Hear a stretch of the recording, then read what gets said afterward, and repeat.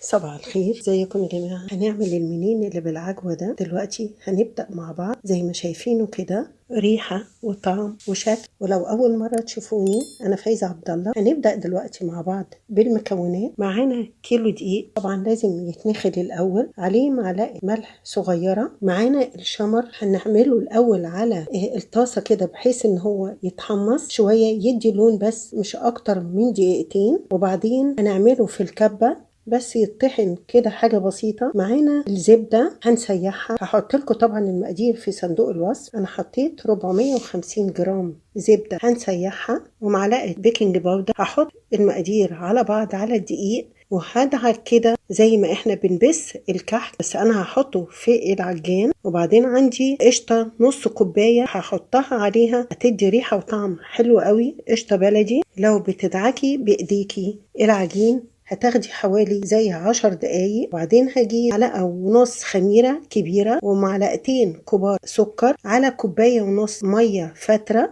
جيبهم في بعض واحطهم على العجين، وعلى طول هلم العجينة زي ما احنا شايفين كده. العجينة بقت حلوة قوي وطرية. هغطيها لغاية لما اجهز العجوة. معانا البلح العجوة، هحط عليه قطعة زبدة حوالي 100 جرام. هعجنها كويس قوي وهحط عليها معلقة قرفة بودر. وبعدين معانا للوش هنحط صفار بيضة، هحط عليه ربع كوباية لبن. هحط معلقة خل ومعلقة فانيليا. هبدأ بقى أقطع المنين بالشكل ده بالطول. بناخد قطعة بالطول نفردها، وبعدين هعمل زي العجوة هلفها كده بإيديا زي ما احنا شايفين كده، وهحطها في العجينة وبعدين أقفلها. وبعدين أجيب الحتة اللي هي المقفولة أجيبها من تحت، وبعدين أدهن الوش بالبيض واروح حاطه عليه على طول السمسم. طبعا احنا مش هنسيب حاجه تتخمر لانه ده خميره بودر. معانا فرن سابق التسخين، ادخله بقى على الفرن بالشكل ده. هعمل رول تاني زي ما شايفين كده، هحط تحتيه كيس. لو انت حاسه ان انت مش قادره تتحكمي فيها، فالرول هتتحكمي فيه بالبلاستيك بتاع المطبخ او بتاع التلاجة بالشكل دون علشان بس يسهل عليكي.